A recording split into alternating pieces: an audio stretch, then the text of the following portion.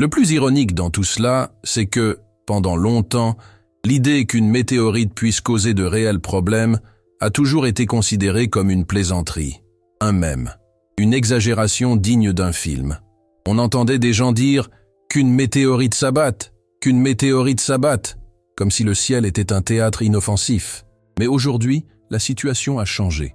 Et ce n'est ni à cause d'opinions, ni à cause de théories alternatives, ni à cause de spéculations sur Internet.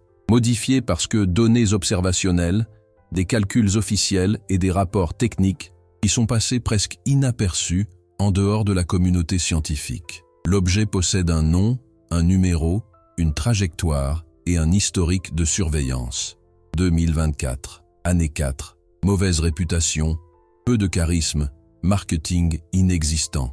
Mais une précision orbitale qui a attiré l'attention des observatoires du monde entier. Et cela ne s'est pas produit un jour. C'est en train de se produire maintenant dans le cadre de véritables protocoles de défense planétaire. En décembre 2024, un observatoire chilien a détecté quelque chose d'inhabituel. Non, c'était génial. C'était normal. Ce n'était ni du bruit, ni une erreur d'instrument. Il s'agissait d'un astéroïde nouvellement identifié dont l'orbite était trop proche de la Terre pour être ignorée. Rapidement, il a été intégré au système de suivi internationaux. L'alerte n'était pas alarmiste, mais elle a été donnée, et c'est important. Car, dans le monde de l'astronomie, les compétences techniques ne sont pas déterminées par l'anxiété, mais par les statistiques. L'objet a été nommé 2024, Iger 4, et a commencé à être surveillé par des centres de recherche du monde entier. L'estimation initiale indiquait une masse comprise entre 80 et 90 mètres de diamètre.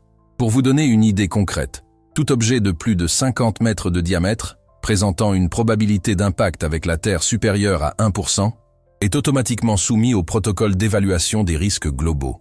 Il ne s'agit pas d'une opinion, mais d'une règle. Or, l'événement 2024 Iger 4 remplissait ces deux critères.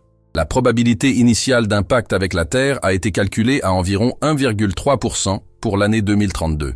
Pour ceux qui ne sont pas familiers avec les statistiques spatiales, ce chiffre peut paraître faible. Il ne l'est pas. En astronomie, il est suffisamment élevé pour justifier la construction d'observatoires, de télescopes spatiaux et la mise en place d'équipes entières dédiées exclusivement à l'amélioration des calculs. Un tel chiffre ne suscite pas la panique, mais un travail intense. Et il y a un détail curieux que peu de gens ont remarqué. 2024, Iger 4 a été découvert par un observatoire lié à Projet Atlas, le même qui a identifié le célèbre 3I Atlas. Il n'y a rien de conspirateur là-dedans, mais un schéma se dessine. Ce projet est spécialisé dans la détection d'objets se déplaçant rapidement, dans l'obscurité et difficile à observer. Autrement dit, des choses qui passent généralement inaperçues jusqu'à ce qu'elles soient dangereusement proches. À ce stade, des comparaisons inévitables avec les récits culturels antiques se sont imposées. Films, livres et même dessins animés présentaient les événements cosmiques comme des déclencheurs d'effondrements civilisationnels. Un exemple classique est Tundar, le barbare. Le film, sorti au début des années 1980, dépeignait un futur post-apocalyptique après la destruction de la Lune par une comète. Bien sûr, il s'agissait d'une fiction. Magie, mutants, exagération visuelle. Mais le postulat de base, un événement astronomique qui a radicalement changé le cours de la civilisation d'un point de vue physique, ce n'était jamais absurde. La différence, c'est que maintenant, on ne parle plus d'un scénario. On parle de surveillance active. À mesure que de nouvelles données étaient recueillies, les astronomes ont affiné les calculs orbitaux. Le comportement de 2024 Iger 4 n'était pas chaotique, mais sensible. De faibles variations gravitationnelles modifiaient considérablement les projections futures. Cela a nécessité l'utilisation de télescopes plus performants, notamment des observations ultérieures avec des instruments de très haute précision. Et voici un point qui change complètement la perception initiale du risque. À mesure que des analyses plus détaillées émergeaient, une chose devenait claire. Le danger direct pour la Terre diminuait. Mais dans le même temps, un autre corps céleste commençait à apparaître de manière récurrente dans les calculs, intercepteur potentiel de la trajectoire. La Lune, non pas comme un décor, non pas comme une coïncidence visuelle, mais comme objet réel d'impact potentiel. L'information n'a pas fait la une des journaux, Elle est apparue dans des rapports techniques, des articles préliminaires et des commentaires de chercheurs ayant participé au calcul. L'attention s'est alors discrètement déplacée. La question n'était plus « va-t-il percuter la Terre ?» mais « que se passe-t-il s'il ne la percute pas parce qu'un obstacle se trouve sur son passage ?» C'est le genre de changement qui ne suscite pas l'attention du public, mais qui modifie complètement la gravité de la situation pour ceux qui suivent de près l'affaire. Car un impact lunaire n'est pas un spectacle isolé. Ce n'est pas juste un joli éclair dans le ciel. La Lune n'a pas d'atmosphère. Elle n'a pas de couche protectrice. Tout ce qui heurte sa surface est détruit à vitesse maximale, libérant toute leur énergie à l'impact. Et plus important encore, tout ce qui est éjecté de la Lune n'y reste pas automatiquement. À ce stade, la discussion est passée des films catastrophes au domaine de véritables conséquences systémiques. Il ne s'agit pas de cratères, ni de la fin de la Lune, ni d'un cataclysme imminent, mais d'effets secondaires que la plupart des gens ne prennent jamais en compte lorsqu'ils observent le ciel. Pendant ce temps, en dehors des cercles scientifiques, presque personne n'en parlait. Le sujet n'a pas fait le buzz. Il n'est pas devenu un sujet de discussion récurrent. Il est resté cantonné aux rapports techniques, aux commentaires d'experts et aux mises à jour discrètes des bases de données astronomiques. Et c'est peut-être ce qui explique pourquoi tant de gens pensent encore que ce genre de choses n'arrive jamais. Mais ça arrive. Et quand ça arrive, ça ne vous prévient pas avec des sirènes. 2024, YR4 n'est pas un présage mystique, ni un signe de la fin des temps, ni un scénario hollywoodien recyclé. C'est quelque chose de plus inconfortable. Un rappel que la Terre n'est pas isolée, et que des événements importants peuvent se dérouler lentement, loin des projecteurs, tandis que tout le monde continue de chercher au mauvais endroit. Et c'est précisément à ce moment-là que l'histoire commence à devenir vraiment sérieuse. Car dès l'instant où la Lune entre officiellement en jeu dans les calculs, le problème cesse d'être simplement astronomique et devient technologique, stratégique et mondial. Et cela n'a pas encore été pleinement expliqué. Tout de suite, en faisant cela, vous comprendrez pourquoi un impact sur la Lune, même sans dommage direct sur Terre, pourrait représenter le plus grand risque invisible pour notre civilisation moderne. Le changement d'orientation s'est opéré discrètement, et c'est ce qui le rend d'autant plus inquiétant. Lorsque les premières données ont commencé à indiquer que, 2024, année 4, il était peu probable que la météorite atteigne la Terre, et beaucoup poussèrent un soupir de soulagement. Pour le grand public, le problème semblait résolu avant même d'avoir fait la une des journaux. Mais en coulisses, au sein de la communauté scientifique, ce soulagement fut de courte durée, car lorsqu'un risque disparaît des calculs, un autre apparaît généralement à sa place. Et c'est précisément ce qui s'est produit. En mai 2025, télescope James Webb est entré en scène. Contrairement au télescope terrestre, Webb n'est pas affecté par les interférences atmosphériques ni par les limitations optiques traditionnelles. Il peut analyser la composition, la forme, la rotation et la taille avec une précision incroyable. Lors de l'observation de 2024 YR4 par Webb, deux informations cruciales ont été confirmées. Premièrement, l'astéroïde ne mesurait pas les près de 90 mètres initialement estimés. Il mesurait environ 60 mètres. Cependant, ce n'est pas petit.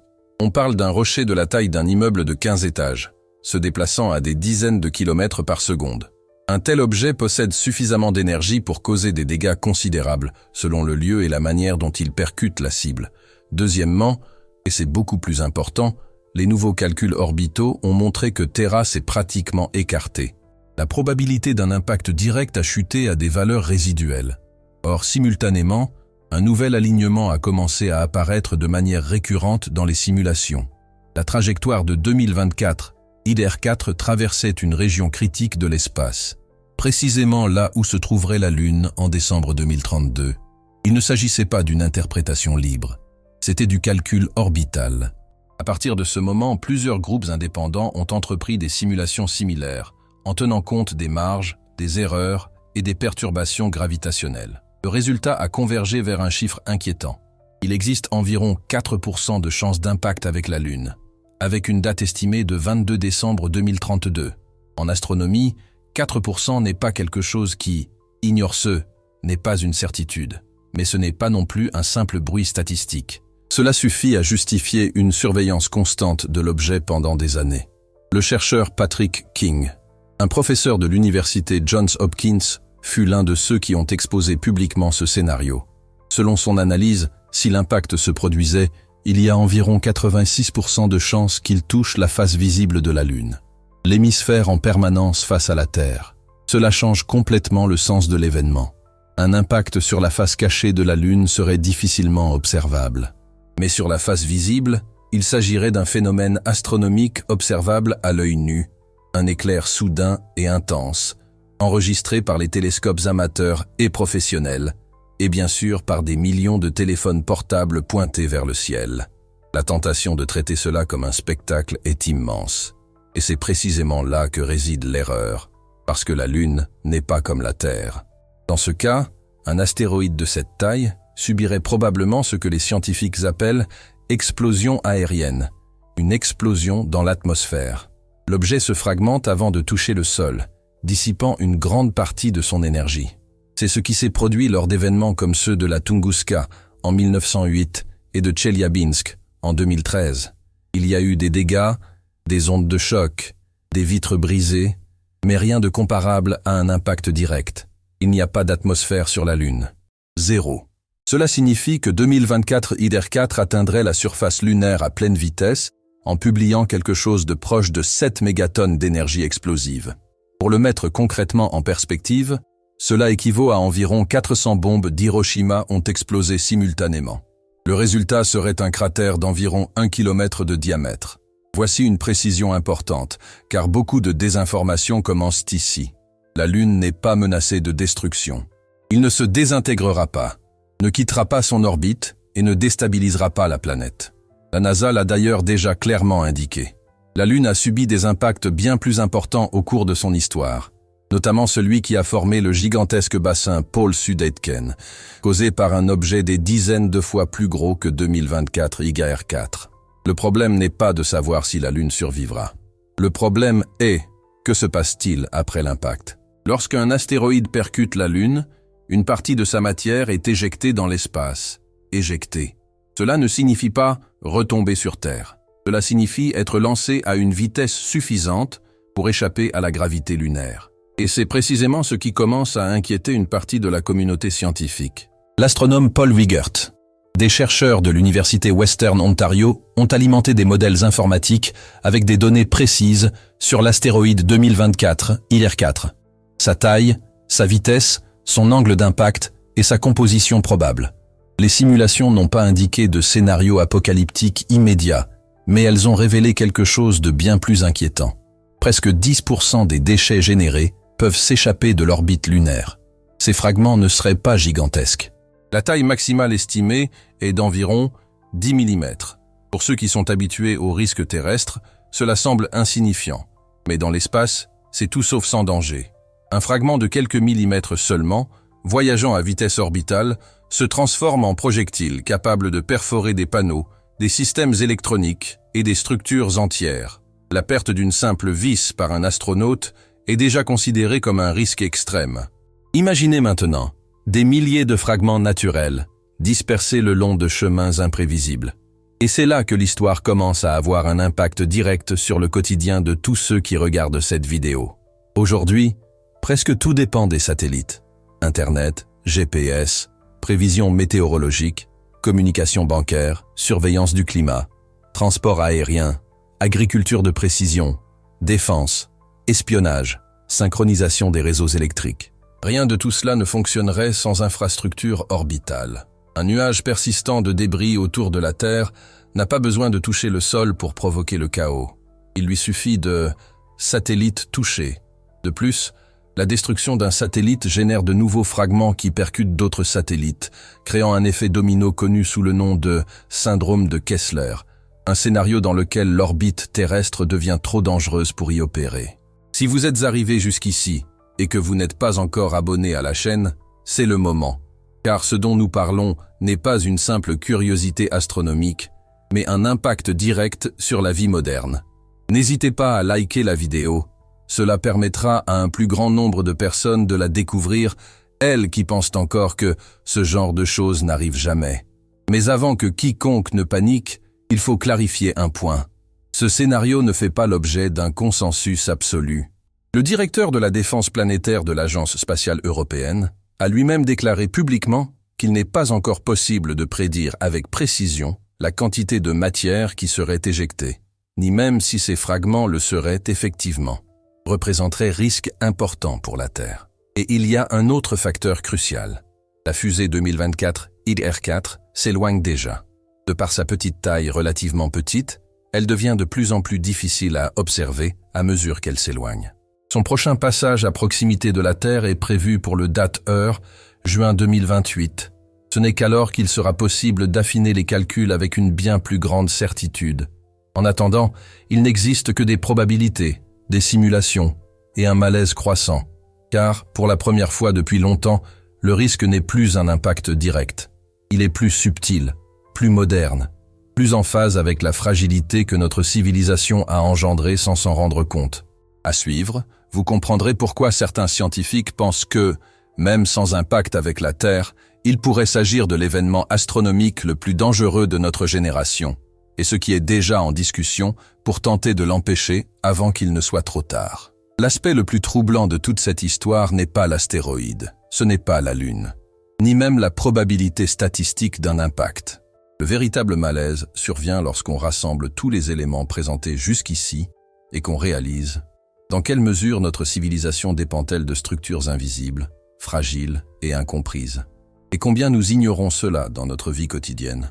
Pendant des siècles, la plus grande peur collective liée au ciel était simple, la chute d'un objet. Un impact direct, une explosion, des destructions visibles, de la fumée, des cratères. Ces images ont façonné films, livres et même politiques publiques. Mais le monde a changé. La menace la plus grave du XXIe siècle n'a plus besoin de toucher le sol pour provoquer un effondrement. Il lui suffit d'atteindre l'orbite. Le scénario qui commence à se dessiner avec le IR-4 de 2024 le met brutalement en évidence. Nous ne parlons pas d'extinction massive. Nous ne parlons pas de fin de l'humanité. Nous parlons de quelque chose de plus subtil et, de ce fait même, de plus dangereux. Une perturbation prolongée de l'infrastructure qui soutient le fonctionnement de la société moderne. Sans satellite, la planète ne cesse pas de tourner, mais le monde dans lequel nous avons construit notre mode de vie dysfonctionne. Communication. Ils échouent. Les systèmes financiers se désynchronisent. La navigation aérienne et maritime est perturbée. Les prévisions météorologiques perdent en précision. Les réseaux électriques subissent des instabilités. Les chaînes d'approvisionnement s'effondrent. Tout cela sans qu'une seule ville soit détruite, sans qu'une seule explosion ne se produise au sol. Et le plus troublant, la plupart des gens n'associent pas ces risques à l'espace. Ce genre de vulnérabilité n'apparaît pas dans les discours politiques, ne se transforme pas en slogan de campagne et fait rarement la une des journaux, car elle n'est pas immédiate, elle n'est pas visible. Elle ne provoque pas de panique instantanée. Elle s'accumule silencieusement, planant au-dessus de nos têtes, tandis que nous continuons de croire que le ciel n'est qu'un décor. Ignorer ce problème ne fait pas disparaître le risque. Cela ne fait que nous laisser impuissants et spectateurs. D'un point de vue scientifique, le cas de 2024 IR-4 nous rappelle une évidence. Notre compréhension de l'espace reste fragmentaire. Nous surveillons les trajectoires, calculons les probabilités, testons des technologies de déviation, comme la mission DART, qui a prouvé qu'il est possible de modifier la trajectoire d'un astéroïde. Mais nous sommes toujours confrontés à deux profondes incertitudes lorsque le problème cesse d'être linéaire. Un impact lunaire n'est pas qu'un simple événement physique, c'est un événement systémique. Il implique la dynamique orbitale, le comportement des débris, l'interaction avec les infrastructures artificielles et des conséquences en cascade. Et cela met en lumière une limite importante de la science actuelle. Nous savons calculer les impacts, mais nous apprenons encore à calculer les conséquences complexes. D'un point de vue philosophique, le problème est encore plus profond. Depuis des décennies, nous nous sommes habitués à considérer l'univers comme une scène indifférente. Un espace vide et mécanique où les événements se produisent sans aucun lien avec le sens, la conscience ou l'intention. Un lieu où nous sommes des spectateurs accidentels, tentant de survivre au milieu de forces aveugles. Mais des situations comme celle-ci remettent en question ce récit simpliste. Non pas parce que l'univers veut quelque chose, mais parce qu'il réagit. Chaque action, chaque structure créée, Chaque dépendance technologique établit une relation. Nous ne nous contentons pas d'observer le cosmos, nous interagissons avec lui. Nous avons placé des milliers d'objets en orbite. Nous avons modifié leur trajectoire. Nous avons créé une couche artificielle autour de la planète. Et nous commençons maintenant à comprendre que cette couche fait partie intégrante du système terrestre, au même titre que les océans et l'atmosphère. Lorsqu'un événement astronomique menace cette strate, il ne s'agit pas simplement d'un phénomène se produisant dans l'espace. Il s'agit d'une interaction avec les choix humains, les priorités civilisationnelles et même notre compréhension de notre place au sein de l'ensemble. Et voici une question qui est rarement posée honnêtement. Ce sera l'univers. Est-il véritablement un environnement passif ou réagit-il à la façon dont nous nous positionnons en son sein? Cette question n'est pas nouvelle. Elle imprègne la science, la philosophie et la spiritualité depuis des siècles. Mais aujourd'hui, elle s'enrichit d'une nouvelle dimension. Données, observations, modèles mathématiques et événements réels. Non pas comme une preuve définitive, mais comme une question légitime. C'est précisément ce type de provocation que j'explore dans l'e-book. L'esprit du créateur. L'univers est-il conscient? Il n'offre ni réponse facile ni conclusion rassurante. Il explore la frontière entre matière, conscience et ordre cosmique. Il se demande si ce que nous appelons hasard n'est pas simplement un terme savant pour désigner ce que nous ne comprenons pas encore. Et il propose une réflexion directe. Que se passe-t-il lorsque nous cessons de nous percevoir comme des observateurs isolés et commençons à nous percevoir comme une partie active d'un système plus vaste? Si cette vidéo a soulevé plus de questions qu'elle n'a apporté de réponses, ce livre constitue le prolongement naturel de cette enquête. Le lien se trouve dans commentaires épinglés également disponibles par code QR sur le corps. Avant de conclure, il convient d'examiner tout cela honnêtement. Peut-être que l'astéroïde IR4 de 2024 ne percute pas la Lune. Peut-être que les chances seront nulles. Peut-être que rien ne se passera en 2032. Mais l'avertissement a déjà été donné, non pas par l'astéroïde lui-même, mais par la situation qu'il a révélée. Nous vivons dans une civilisation extrêmement sophistiquée, profondément dépendante de l'invisible et dangereusement confiante dans l'idée que le ciel sera toujours sous contrôle. La question qui demeure n'est pas de savoir si l'impact se produira. La vraie question est tout autre. Je sais que si cela se produit, sommes-nous vraiment préparés, techniquement, mentalement et en tant que société, à faire face aux conséquences de vivre dans un univers qui ne tourne pas autour de votre convenance? Si cette réflexion vous a semblé pertinente, si ce contenu ajouté, vous n'avez rien trouvé d'autre, abonnez-vous à la chaîne, likez la vidéo et dites-nous en commentaire ce qui vous a le plus intrigué dans cette histoire. Non pas à cause des algorithmes, mais parce que des discussions comme celle-ci doivent se poursuivre. Le paradis n'a jamais été aussi proche. Et peut-être que le plus grand impact ne viendra pas de l'extérieur, mais de la façon dont nous en viendrons à percevoir notre place en son sein.